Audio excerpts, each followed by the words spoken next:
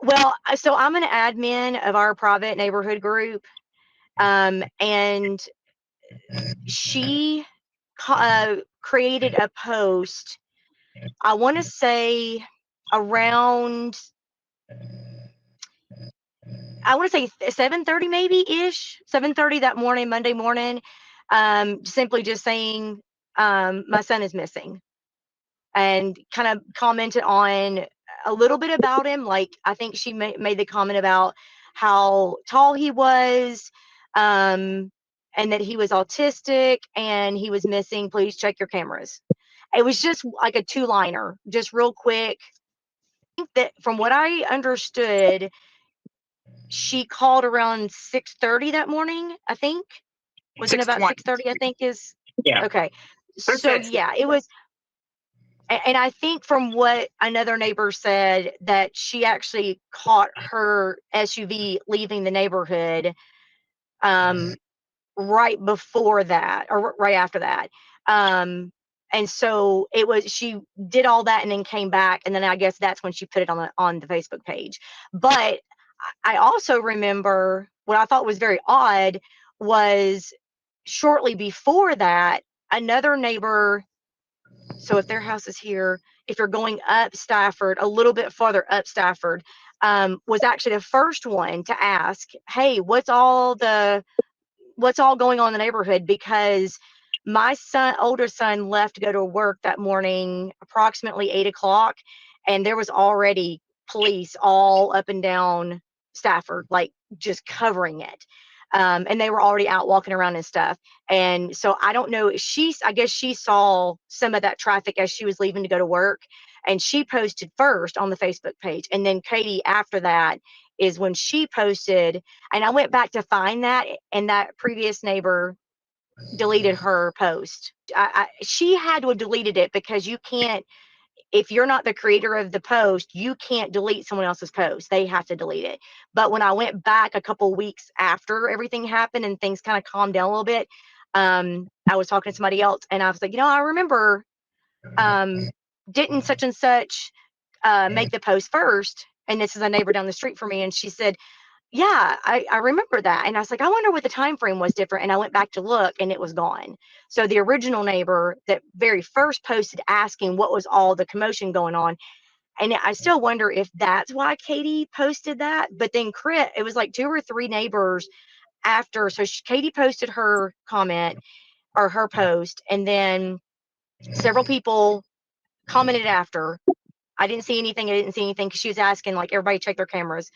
I didn't see anything. And then Chris posted underneath that and simply said something like, yeah, my son's missing. That was it. Oh. Okay, so I have twins, and when we first heard about everything, they jumped up and went running out of the house and went across the street down to where they live. And they walked over because they wanted to be a part of helping, look for him. And they weren't over there, and Chris was not there yet. So Seth was in there 8:30.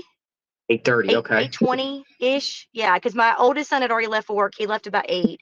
Then my twins, when I got the phone call from the neighbor very nearby them, that is a good friend of mine, about 8:15, 8:20 that morning, asking if I had heard what would happen, and I had not yet, because I hadn't gotten going for the day yet. And then when my son texted me, I didn't answer, so he called my other boys' phone and asked them, hey, do y'all see what's going on? And they came around my room and said, hey, Mom, did you hear what happened? And I was like, wait, what? What's going on? My phone's ringing. You guys are running in here. Like, what is happening here? And my neighbor was on the phone calling me. And so as soon as I heard the neighbor tell me the story, what happened, they went running out the door and went over there to kind of help, with the search and stuff. And they said that they saw Seth and Katie in the front yard and of course they didn't know the names back then. They just knew, like, now that they've seen pictures, they go back and say, yeah, it was Seth and Katie and Kathy Bowersox and a bunch of other police, law enforcement and stuff like that. But Chris was not there yet. Interesting. Well, now, he wasn't there then. Now, where do you live relative to the Proudfoots? I live at the very top of the hill on Kellen. So the next street, the street that turns into Stafford, The or main that street. Main Street coming in. So the neighbor that I actually spoke with, that I'm friends with, she's the one that has the camera on the corner of Stafford and Kellen. And I'm not going to mention her name, but she's the one that the camera footage got leaked without her knowledge and her permission, that everybody has seen. But I've directly spoken with her. And then I also have directly spoken with a couple other neighbors that live very close to the Proudfoots house. And the neighbor that I spoke with the very first time that morning, she said that when she was taking her kids to school, Katie was already back from looking. She had just got back from looking, and the kids have to be in school at 7:30. And so she normally leaves the house at 7 to take her kids to school. But Katie was already back and in the front yard, and all the cops and stuff were there. So she stopped for a minute to talk to her, took her to school.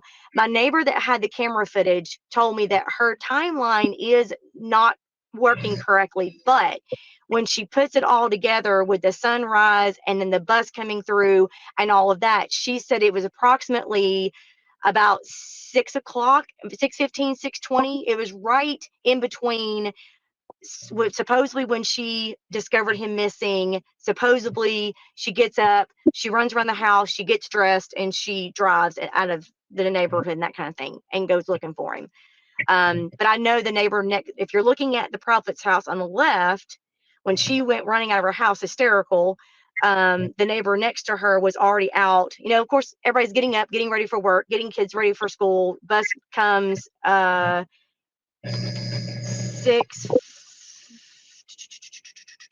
7 no yeah 6:45 7 6:50 ish 6:45 6:50. It's been a long time since my kids have ridden the bus, so I have to really think about that one. But it's definitely before 7 because the kids have to be in school in class by 7:30. And we're the last picked up before he actually goes to school because we're right next to the school. So you know, everybody was getting up and getting ready for work and everything. So she actually saw her out, and she asked her what was going on, and she told her. And so she actually walked around the house and was helping her look around the house. So she was already back from looking around 7. So the only thing I was told, of course, we nobody in my house was up or out yet, so I can't verify that because we weren't out yet. But the neighbor that told me that she saw her SUV drive across her driveway saw her leave.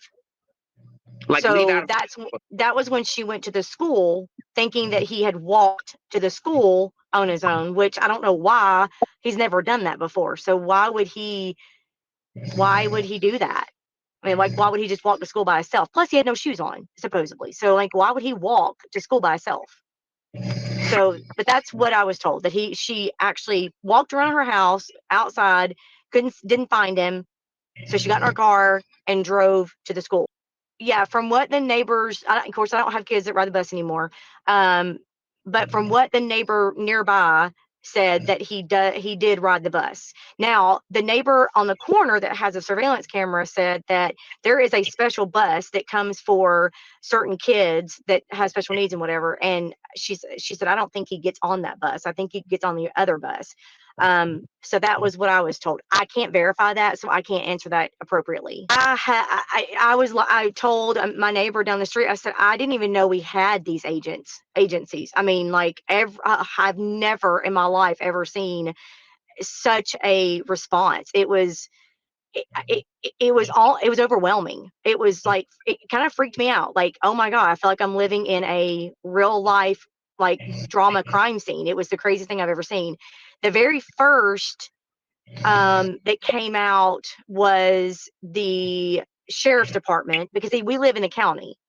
So sheriff's department respond first because, you know, we're not part of the city. So they came out first, and they literally walked all up and down and around and everything. And then they came door to door, and asked everybody, you know, who all had cameras and whatnot. What did you see? What do you know? Whatever. And then it was, now, of course, I'm having to really go back in my head. It's been a little while. It was later on that afternoon. They brought some dogs in, and they started walking around. They came around the houses and asked everybody to walk around their own property, look underneath stuff, in anything that's unlocked. So all of us up and down my street, everybody, my neighbors came out with me. She and I walked together, walked all up and down our yards, all across the street, up and through the cul-de-sac, down the street a little bit. There's a barbed wire fence behind us as of right now where the new construction is, so you can't get over that, but we could walk around it. And so we both walked up and around that, just looked everywhere that was kind of close by. And then I noticed that they had the drones up, and of course the news was short. That was Tuesday. The news came out and was flying the helicopter around. It was chaotic. It was absolutely chaotic. So Monday, my kids were out with law enforcement, because at that point it was, we need all the neighbors come out, help us, look everywhere, whatever. So they were open to everybody coming in and help. So at that point, my kids jumped into one of those razor things, and drove all up and through the property and stuff. And then my other one walked with the Canine unit in the construction zone. He walked all the way through that. They literally, I had to call them at one point in time and tell them, y'all need to come home and have lunch. I mean, this is crazy. I know you want to help, but you got to come home and eat. And so then they came home, they ate, and then they went back out there, and they were out there with them all day Monday, all day Tuesday. And then, so Tuesday we had SWAT. That was the day we had the vigil. And it was interesting because we put out a post on the neighborhood group that we're having a vigil, and everybody's invited, but we want it to be just the neighborhood only, because we want it to be a private vigil just for our neighborhood and for the family. We were hoping if we made it more personal like that the family would come and they wouldn't be overwhelmed with all this. That was the other thing. Good God, the traffic. The second that it got out, we had tons of people just driving up and down the street, just looking and watching. I'm like, I don't know what you're going to do to help. We're flooded already with police. I don't know what outsiders coming in are going to do. I mean, it was chaotic as it was anyway, and now you got all these extra people coming out there, so it just got so chaotic. But so Tuesday night we planned the vigil, went down there, got in a big circle, introducing everybody, and there's neighbors. I don't want to get too personal here. There are neighbors. Actually, we have I think 2, maybe 3 sets of neighbors that are in law enforcement. They're in different counties. One of them is actually a part of Hendersonville Police, and then the other 2 are from other counties. They came to the vigil. And matter of fact, the one that is part of Hendersonville has been in a neighborhood since almost the beginning. Know them very well, good people.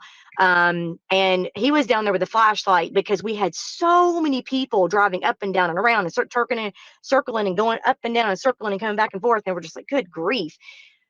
The Proudfoots sent, I don't know who it was, but they came down and we were all introducing ourselves, and they introduced themselves as aunt and uncle.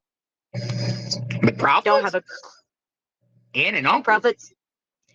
Apparently, I don't know if it was somebody's brother, or that's what they introduced themselves as. We are, maybe it was Sebastian's aunt and uncle. Well, it wasn't. Chris and Katie didn't come. They sent family members, and when they introduced themselves as, we're aunts and uncles. So I guess Sebastian's aunt and uncle. Why didn't Chris? Did Seth go? No. So no Seth. No Seth, no Proudfoots. They basically sent their own representatives, family members that claim they ran. That's correct. Yes. I got 2 questions back on the first day. When do you know that Chris arrived home? I did not, because I didn't know. I had never met them. They moved in and nobody knew them. Like, I still don't know anybody that really knows them. Like, nobody ever really knew them. So apparently it was a year and a half ago. Gotcha.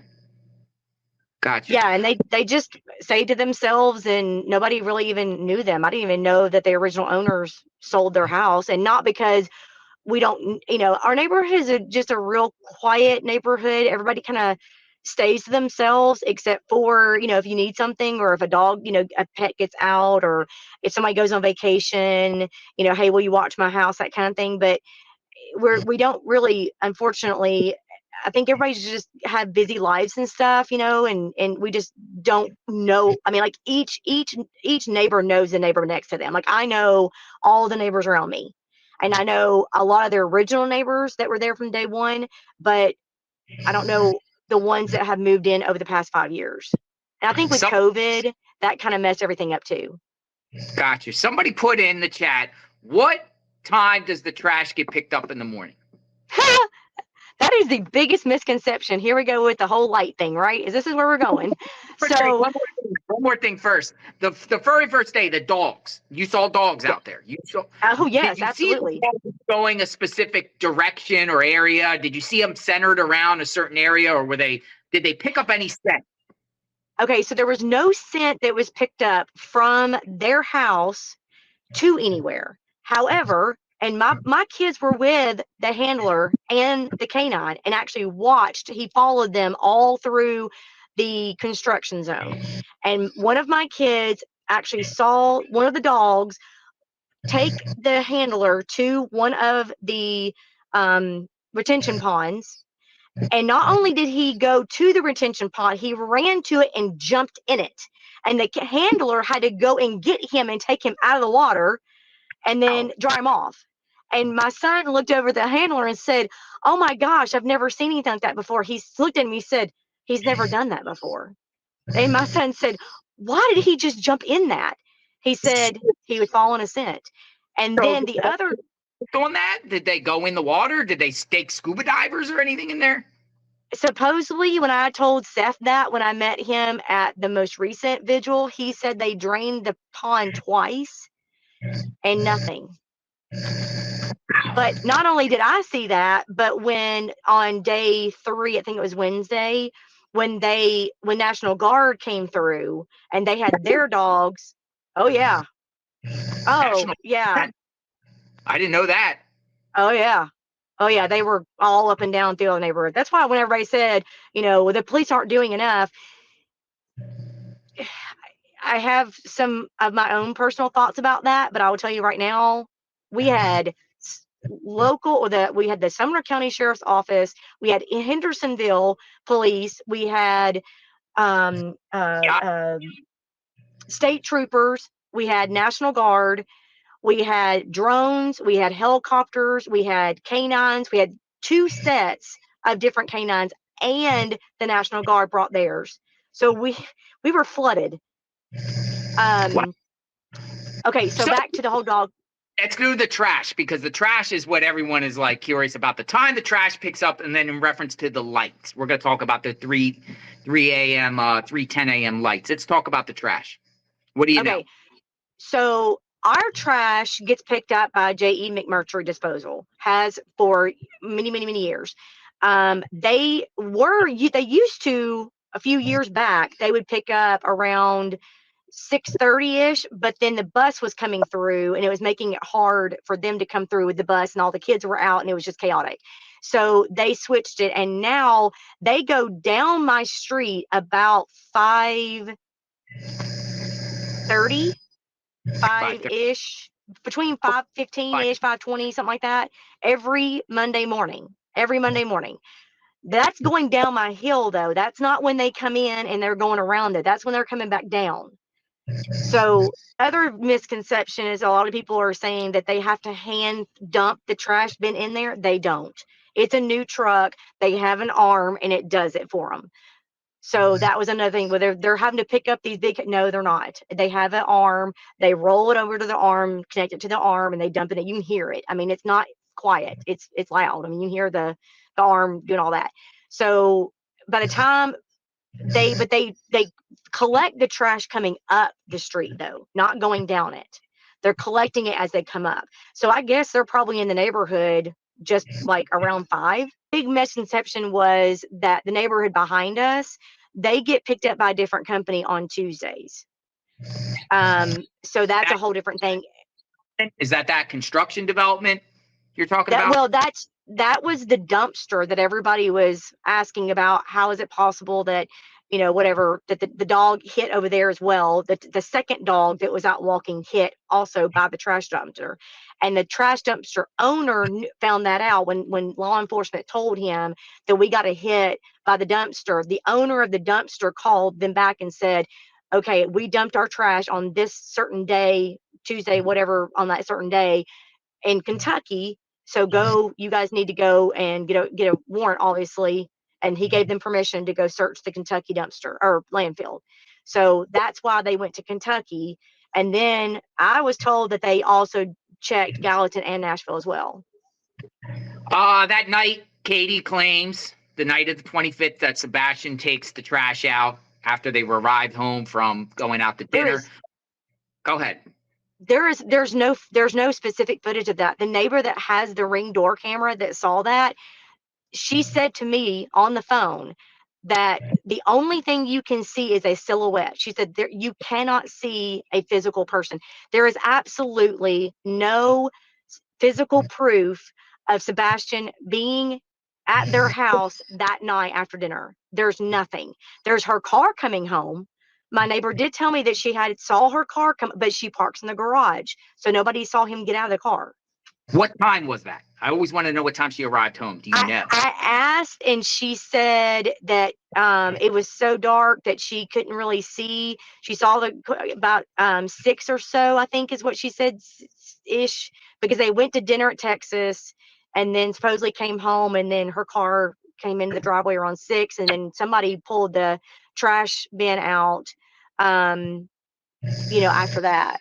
But they don't know who it was because you can't tell. I think everybody was checking actual of him walking out, but there's no proof of him physically walking out. And then it was, okay, are there any cars around there? And so going back to the whole light thing, I was told that there was an unidentified car sitting on my street facing the entrance, somewhere around 3:30 or so. And then the flashlights were actually seen on the neighbor's camera, 2 separate flashlights walking in between the yards, which the trash truck does not do. They don't need to. All of the trash is at the curb. They have never, ever gone. Matter of fact, when you sign up for services, they tell you in the email their rules and regulations. If your trash is not by the curb, they don't take it. Unless, you know, you're an elderly person, you ask them. If your trash is like in the front of your house and you ask them, they'll come and get it like that, but they won't come around the back or in between houses. That's bull monarchy. That is not how that works. No track. You don't believe that those 3:10 a.m. lights were around 3:10 after 3 a.m. were trash truck lights. Not only do I not believe it, but the neighbor that has the actual footage swore up and down that there are 2 different circumstances. There was the car with the lights coming towards the car backed up on Kellen and left. And then about 2-ish hours, hour and a half, hour and 42 something, they're like she said, the time stamp on the video is not working. It is stuck. She said, but you can tell because it's pitch black dark in the middle of the night when the car comes down the street, turns onto Stafford, sits there for about 3 to 5 minutes. The flashlights are coming from 2 different directions in between the yards. They do whatever they're doing around the car. The car backs up Kellen and leaves from Stafford. I'm sorry, backs up Kellen and leaves. And then 2 or so hours later, as the sun is just beginning to come up, you can see the trash truck. And she said, but the trash truck goes past her driveway. She said, you can see the trash truck and the lights and the back of the truck go past her driveway, go up the hill, do its business, turn around, come back down. And then within a few minutes later, the sun is coming up. And then you can see Katie's car leave, Katie's car coming back. And then you can see all the police come in. She said, it's very obvious. So I asked her why the police are saying that that's trash truck. And she said, I don't know. I'm baffled. Because I tell you right now, There are two different circumstances, and that you can tell there are two different time frames. Wow. Because we've heard from Seth Rogers, and Seth is adamant that he was told, or he's seen, That's or because LE has told him that. What's up with that? Because LE has told him that. Law enforcement has told him that. Why? Because, that's the question I asked when I called. I got a kind of a, I think all of us are just super frustrated as this continues to go on, that we don't understand what's happened. We don't know what's happened. You know, we've all been involved in trying to find him day one. We've spread it. We've shared it on social media. You know, a lot of us were out with law enforcement the first week or so, you know, looking for him and stuff. I mean, you know, this shook us up to the core. It flipped our neighborhood upside down and just shook us up. I mean, nobody left their house for 2 weeks. Even the families who walk their dogs every single day, we didn't see them for 2 weeks. Why? So, What? Why? yeah, I mean, we didn't know what was going on. We had no idea what happened. I mean, when you have a 15-year-old kid that just vanishes in thin air, nobody wants to leave. We're scared. And then, of course, you see Chris, you know, getting upset through all these YouTube videos. And if you know your neighbor is that upset and threatening people and saying the things he's saying, you're not going to go be a part of that. You're going to stay in your little cocoon and stay away from them. And I mean, lock your doors and be by yourself and protect yourself and just stay away from it. So you've never seen Sebastian Rogers in the neighborhood or walking around or anything prior to that day? Nothing. From what I understand from neighbors that live right close to him, the only time they ever saw him come out was when he was playing with the dogs. The dogs would get out, and you know, he'd be out there for a little while, but nobody ever really knew him. Nobody knew any of them. He never came out to play with neighborhood kids. You never saw him out riding his bike. I mean, now I'll tell you this. I mean, we have neighbors that go out, like I said, and walk their dogs every single day, sometimes even twice a day. You have kids that will go out and play basketball. We have a basketball goal in one of the cul-de-sacs.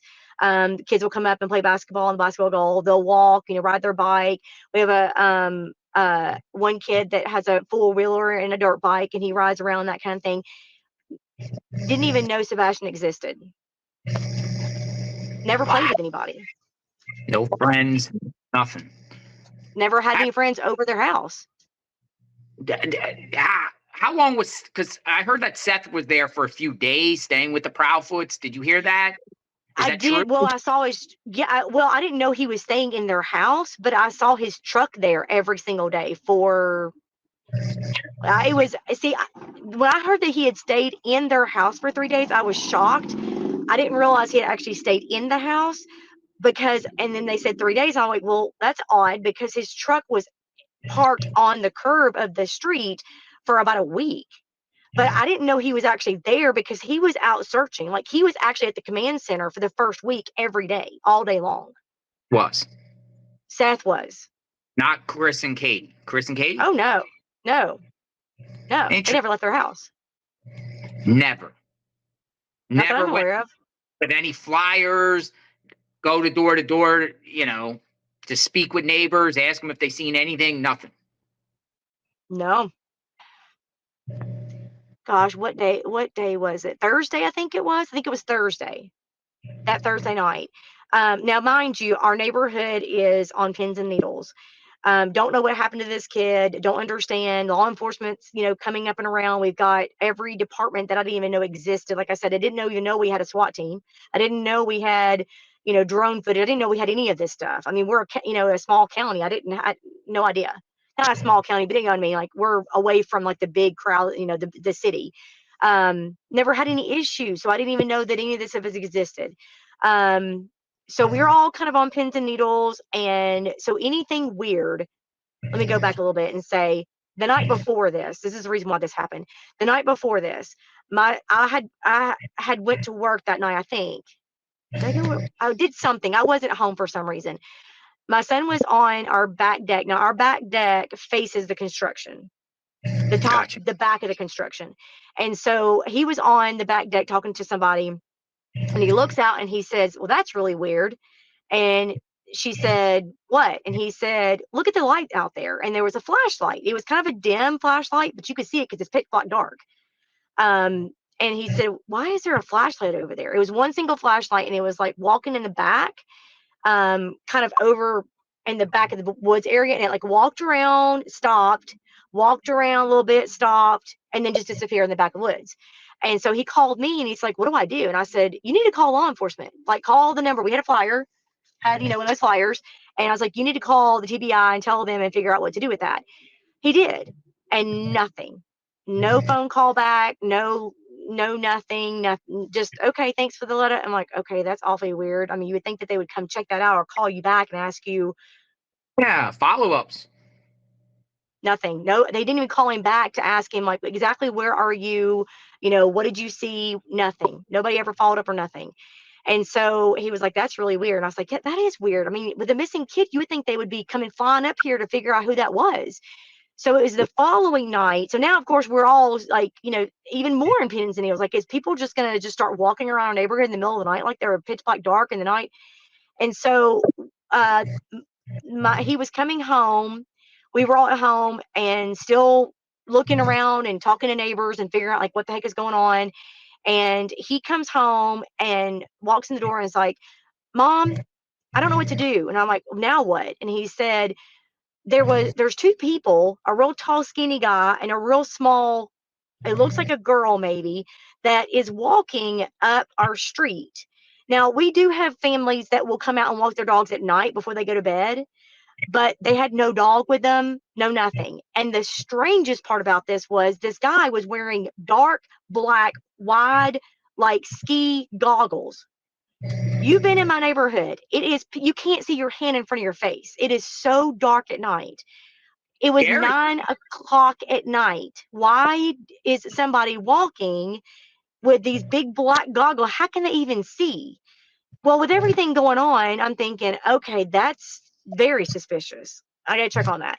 Yes, I could have called law enforcement, and that's what was said. You should have called law enforcement. However, I didn't want to call law enforcement on my own neighbor. If it was a neighbor out walking around, I didn't want to be rude and call law enforcement on my neighbor.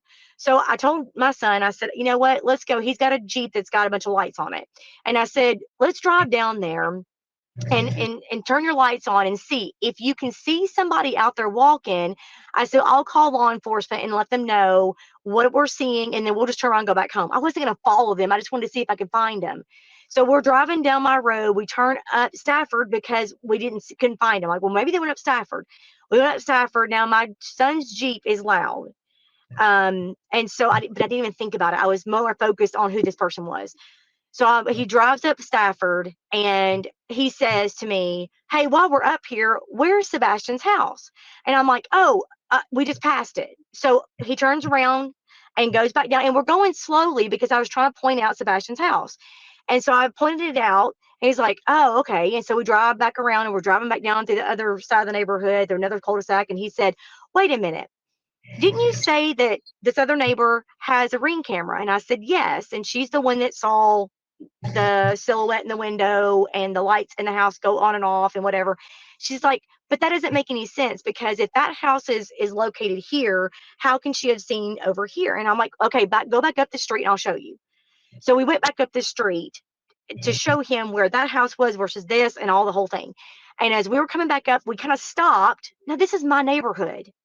I'm not a suspicious person. This is my neighborhood. I should be able to do whatever I want to, right? So I stop, or he stops a little bit. I'm pointing at our houses out, and we drive out. And I said, Sean, I said, honey, we got to go home. And he's like, why? And I said, because somebody's standing at their front door. He was like, oh, crap. And so, and I did not, God honest truth, I never meant to upset anybody. It was truly just me trying to figure out what's going on. Never meant to upset anybody. Turn around, Stafford. I'm coming back down, and Chris is now, mind you, I've never met this man, never seen him before. I wouldn't even know who he is. Matter of fact, I thought he was law enforcement. Stands in the middle of the street and puts his hand out and stops, just like this. And I was like, oh my gosh, oh crap, oh crap, oh crap, oh crap. And I'm thinking it's law enforcement. I'm like, oh crap, we're about to get in trouble because they're going to think that we're looking for this kid or something. So roll down the window, and he comes around and he stands there just like this. Just like, what are you doing out here? And I'm like, holy crap. I said, I'm so sorry. I'm so sorry. We were looking for, and I told him what happened and told him the whole story. And he was like, why wouldn't you just call law enforcement? I said, because I don't want to call law enforcement on a neighbor if they're out walking around. That's kind of rude. And he's like, well, you have no business driving around here, and started telling me in a very intimidating, very strong voice, I guess you would say, big tough, he's a big guy, kind of thing. That my son is missing, and they've got police all around here looking. I said, yeah, no kidding. I know, I'm aware. I've been talking to him. Trust me, I know, I get it. And then he said, there's a police, what do you, the heat sensor mobile unit things, I'm talking about, that can detect heat sensor and stuff. Well, they had one of those up in the top, hoping that if he came home, it would alert law enforcement that there was somebody walking around, which I don't get that, because you've got families that are walking dogs anyway.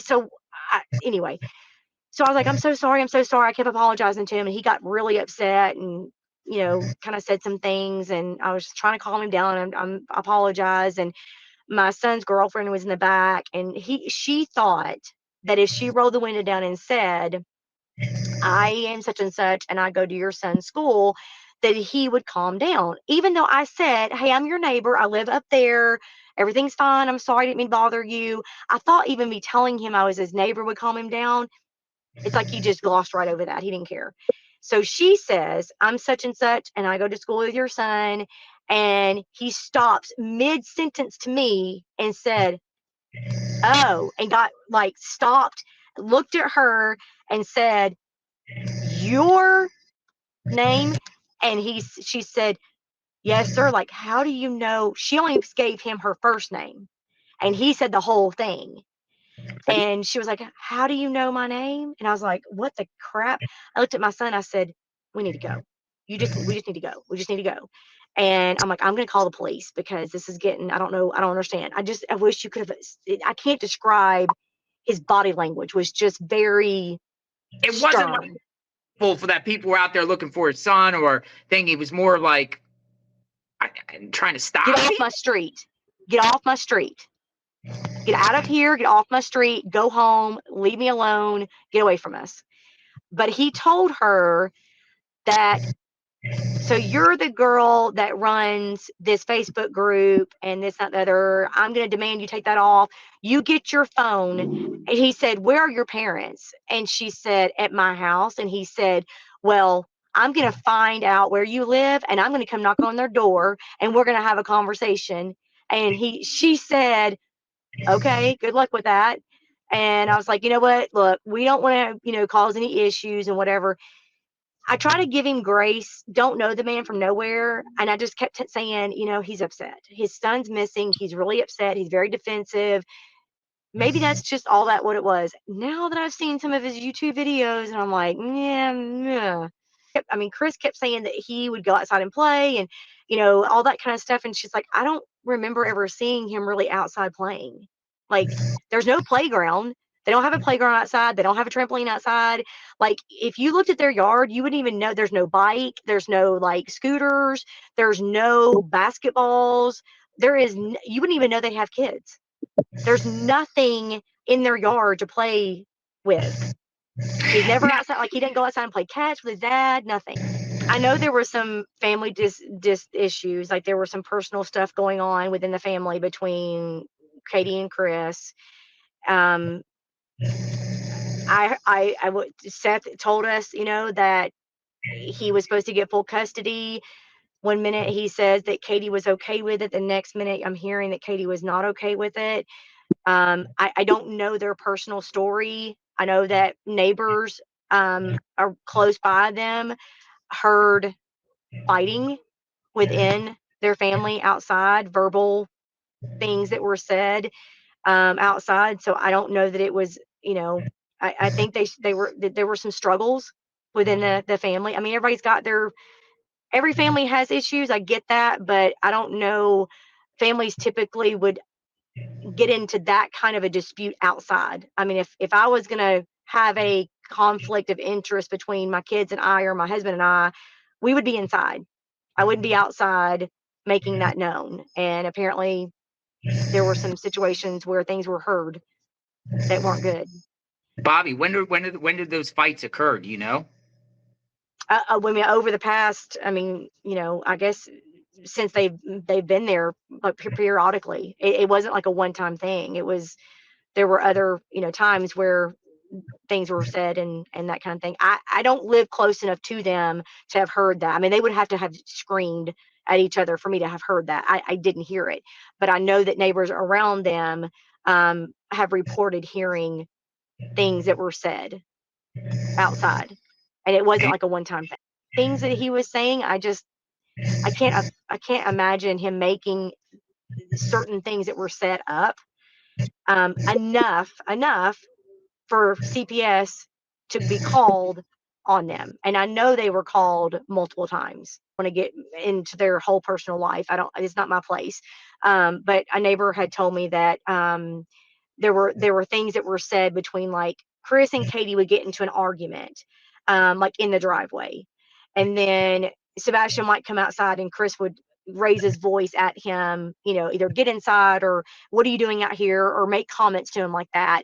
And like I said, it wasn't like I'm going to kill you or I'm going to beat your butt. It wasn't like such a horrible thing to make a neighbor call 911. It was just a very abrasive enough to, now that he's missing, they go back and think, oh. Have you ever heard anything about the mattress in the garage? I have, and I have not been able to confirm that. I did hear that, and the neighbor next to them, when the garage door would come up for her to leave, they saw a mattress in the garage. And well, I mean, Chris admitted that there was a mattress in there. Now, he said it was for his daughter, so maybe, but why is it still in there? I don't know. Okay, so if I go back to day one and kind of rehash a little bit, trying to make this as short as possible, the neighbor close by that saw Katie out front on the way to taking her kids to school, she was the one that called me. Friends, I'm good friends with her. She's the one that actually called me and told me what was going on. And said that, I said, well, what happened? And she said, well, I went and asked Katie what happened. And she said, and this is where the story gets totally misconstrued, I don't know. Again, third party, I'm hearing this from another third party source. So, I trust this lady. She's a good friend of mine. There's no reason why she would lie. But she said, what Katie, they had gotten home from Texas Roadhouse, took the trash out, so on and so forth. Sebastian was in his room. She was in the kitchen, I guess, getting, whatever done. And from her house, she's close enough to where she can see from the Ring camera, like the lights inside, because it's dark. So, I mean, if you have lights on, you can see it. And so she said that she could see the lights in the house around 10 or so. Then Katie told her that Sebastian was in her room. She was in the kitchen. She said, you need to go to bed. And he said, okay. And she goes in the living room and does whatever, watches TV. She says she was studying. I don't know, whatever, doesn't matter. She was in the living room for whatever reason. And she told my neighbor that she fell asleep and Say that again. You broke up. Say it again. You broke up. This funk, and she yelled across the house and said, Sebastian. And he said, yes, Mom. And she said, are you okay? He said, yes, I'm fine. I'm good. Go to bed. And she said, okay. So she gets up, and my neighbor said you can actually see his light go off, her walking across the house, her light go off, and then a silhouette come up to the window for a minute. And then everything just goes black. What time was that again? Because you cut out. I'm sorry. I know my son was calling me. Okay, so she woke up around 11:30 is what she told my neighbor, that she woke up about 11:30, and apparently he was still up. But I find it odd because my thought is, and again, none of my business. I just think, okay, put yourself in that position. If I have a child who's got special needs and I hear a thump, I'm going to walk into my child. No, let me put it this way. My kids are all very healthy and normal. I'm very blessed to have very healthy kids.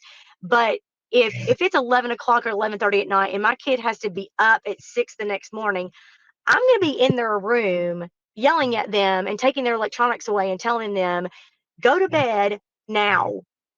That I would be walking in my kids' room. Even where my kids are now, healthy and average children, whatever, no problems. If I heard a thunk, I'm probably still going to go in their room and ask, like, what in the world was that? I wouldn't just stay. But hey, maybe she trusts him. Maybe she thought it was no big deal. I don't know, whatever. But that's what she told my neighbor, and then she goes to bed. 11:30 though. That information is not really out there. We keep hearing 10 p.m. kind of deal. Put them to bed. Hear the thump. Are you okay? Good night. 10 p.m. Right. But this is what she told a neighbor. That's right. That's right. And when I asked my neighbor, so she told me this Monday. And then when the sheriff's office came by our house to do the same door knocking thing and walking around and whatever, I asked the sheriff, I said, let me ask you a question. And he's like, what's that? And I said, I know early on investigation, they actually were talking to us. Like day 1 and 2, they were talking to us. So they were giving us information. They were telling us kind of what they were going to do and whatever. And then after about a week of it, they just shut down and never would talk again. The day that the TBI came in, that was it. No more discussion. It's shut down. We're not talking about it. You're just going to have to be in the dark.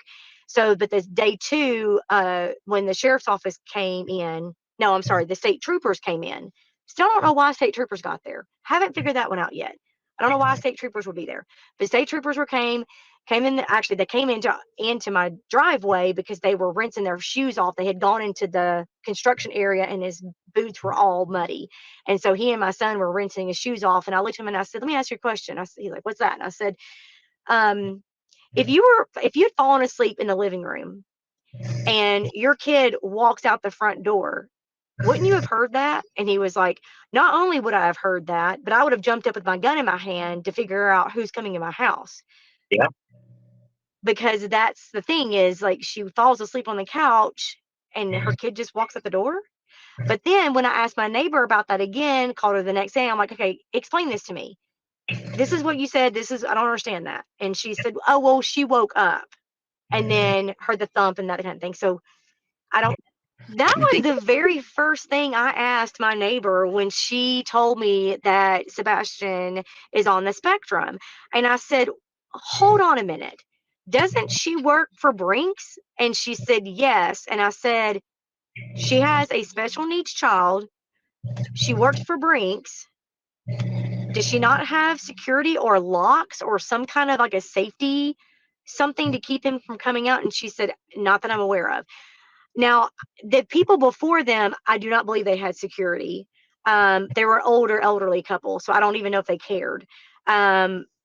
But apparently they didn't, because then Brinks came afterwards and installed. And I know that for a fact because she called me and said, well, they're getting security now. And I think Chris said that was because they felt like they were being threatened and all that kind of stuff, which I can't prove or deny, whatever. That's up to them. That's their business. But from what I understand, they did not have anything before that. Detectives or authorities ever go back to their house, like in certain time, like maybe like a week or 2 weeks after Sebastian went missing? Have they ever returned to the home? Oh yeah, they came back. What was it, week 2 or 3? They came back and basically started it all over again. Started the searching all over again. And they also reenacted the whole scene, and they started at like 10 o'clock Sunday night ish. Was it something like that, Sunday night, going into the early the next morning to see if they could kind of like retrace each one of the steps and everything that happened. Type of deal? Or yeah. Interesting, but nothing seems like, well, got their evidence and got something out of that possibly. If they did, they're not telling us. There were no cars that came up their street and then left up their street and left. The only car that was ever seen was the one that was on Kellen, that parked on the corner of Stafford and Kellen, for about 3 or 5 minutes, where the flashlights came towards it, backed up and left. And then the trash truck, and then Katie's SUV, and then the police, or then the school bus, and then the police. So there was no other car that ever drove up Stafford. Was it a car that the lights That went was, to? Or like an SUV or a car? Like, what type of vehicle was it? I don't know. I don't remember. It just, the words that where I was told was unidentified car. I don't know if it was an SUV or a car or what. That was just what I was told. It was an unidentified car. And that was another thing, is when I asked the lead detective, I said, this car that was on Kellen, he was like, yeah, we already figured that out. That was an Uber. And I was like, no, the Uber was a neighbor on Devon that ordered an Uber about 5:30 to go to the airport. I know that. But the car why would a car sit on Kellen if they were going up the street to get the customer to leave? I mean, you don't sit there. Coincidentally, at the same time, lights are flashing around the time. Well, at that same time, the trash truck would have been through there. So like, you wouldn't have gotten that confused. Why would a car be sitting on our road like around 3:30, 4 o'clock Monday morning? I mean, it just doesn't make any sense. The whole rumor about Katie having an affair with a neighbor, what started that? Interesting. So that's not true. I saw that circulating. Where in the world? Not only that, but one of the neighbors, precious sweet family, I know them personally. They are a great family. They got so attacked by this rumor that their kids started being bullied at school, saying that your parents are the ones that were swingers, started being called swingers. They started getting phone calls from people all over the country claiming that they were swingers. Yeah, that rumor so bad. Not true at all about Not Katie that I know. neighbor. Yeah, Not that was I'm aware of.